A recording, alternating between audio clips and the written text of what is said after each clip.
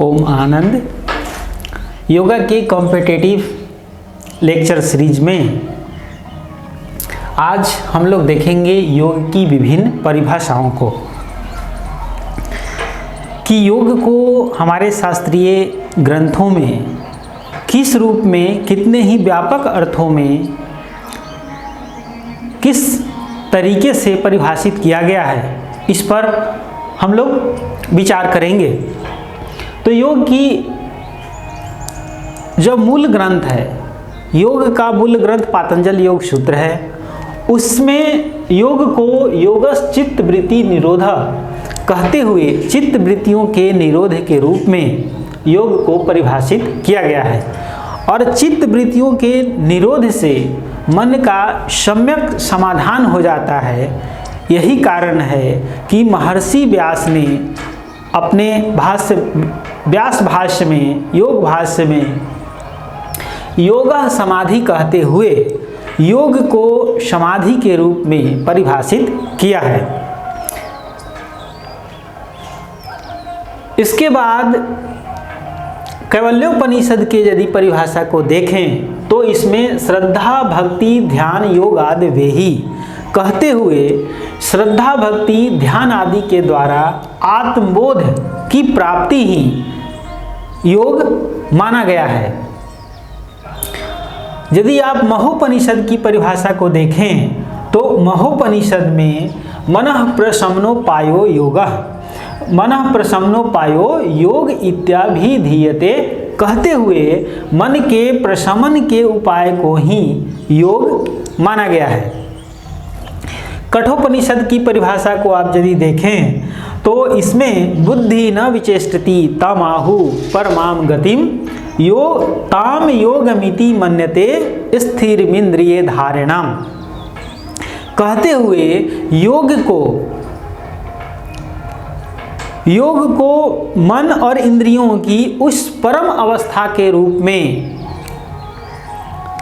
परिभाषित किया गया है जिसमें मन और इंद्रियां स्थिर हो जाती है, बुद्धि अपने समस्त चेष्टाओं से विरत हो जाती है। जो वही क्या है, योग की अवस्था है। अब आप समझे कि योग की यही उच्च अवस्था तो संयम की अवस्था है। इस तरीके से यहाँ पर कठोपनिषद में संयम के रूप में, संयम के अर्थ में योग को परिभाषित किया गया है। गीता के दूसरे अध्याय के 48वें सूत्र में योगस्था कुरु कर्माणि संग त्यक्त्वा धनंजय सिद्ध्या सिद्ध्यो समो भूत्वा समत्वम योग उचिते कहते हुए योग को जीवन की समता के रूप में, जीवन के समत्व के रूप में परिभाषित किया गया है। यहाँ पे कहा गया है योग में स्थित होकर के कर्म फलाशक्ति का त्याग करते हुए, योग में स्थित होकर के कर्म फलाशक्ति का त्याग करते हुए जीवन में जो सिद्धि असिद्धि अर्थात जो विपरीत परिस्थितियां हैं, सफलता असफलता, लाभ हानि, जय पराजय, इन विपरीत भावों में जीवन की समता को, संतुलन को बनाए रखते हुए कर्म करना ही योग है। अर्थात इस परिभाषा के अनुसार जीवन की जो समता है हर परिस्थिति में, वही क्या है, योग है। गीता के दूसरे अध्याय के 50वें श्लोक को आप देखें तो उसमें योग को परिभाषित करते हुए कहा गया है कि बुद्धि युक्तो जहाँ तिह उभय सुकृत दुष्कृते तस्माद योगाये युजस्व योगः कर्मसु कौशलम। अर्थात बुद्धि योग में स्थिर पुरुष ज्ञानी जन समस्त कर्म फलों को इसी संसार में त्याग करके मुक्त हो जाते हैं।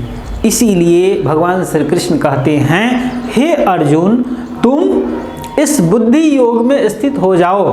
क्यों? क्योंकि इस बुद्धि योग में स्थित हो करके समस्त कर्म फलों को त्याग करते हुए, चाहे वो पुण्य कर्म हो या पाप कर्म हो, दोनों को त्याग करते हुए कुशलता के साथ कर्म करना ही क्या है, योग है।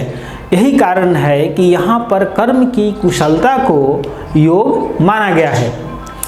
अब जो योग का जो सबसे महत्वपूर्ण महाकाव्य ग्रंथ है योग वशिष्ठ, उसमें योग को परिभाषित करते हुए कहा गया है कि संसारो तरेन युक्ति योग शब्देन कथते, अर्थात संसार सागर से मुक्त होने की जो युक्ति है, जो साधन है, वो योग है। स्पष्टतः यहाँ पर योग को साधन के अर्थ में परिभाषित किया गया है।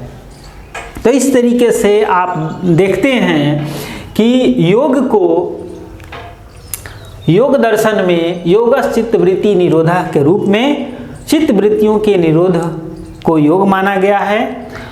महर्षि व्यास ने चित्तवृत्तियों के निरोध से मन का सम्यक समाधान होता है, इसीलिए योग समाधि कहते हुए योग को समाधि के रूप में परिभाषित किया है। कैवल्योपनिषद में श्रद्धा भक्ति ध्यान योग आदि वेही कहते हुए श्रद्धा भक्ति ध्यान आदि के द्वारा आत्मबोध को योग माना है। अर्थात यहाँ पर भी योग को साधन के अर्थ में परिभाषित किया गया है। मनः प्रशमनो पायो योग इत्याभिधीयते। महोपनिषद के सूत्र के अनुसार मन के प्रशमन का उपाय ही क्या है? योग है।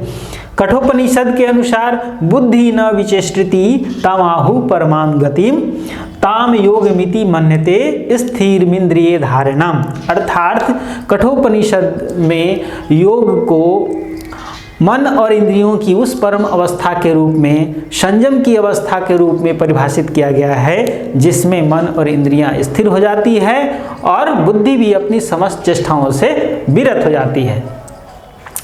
गीता में योगस्थ कुरु कर्माणि संग त्यक्त्वा धनंजय सिद्ध्या सिद्धो समभूत्वा समत्वम योग उचिते कहते हुए यहाँ पर जीवन की समता को, जीवन के संतुलन को, समत्व को योग कहा गया है। दूसरे अध्याय के 50वें श्लोक में बुद्धि युक्त जहाति उभय सुकृत दुष्कृते तस्माद योगाय युजस्व योग कर्मसु कौशलम कहते हुए जीवन में जो कर्म की कुशलता है, कर्म की कुशलता क्या है?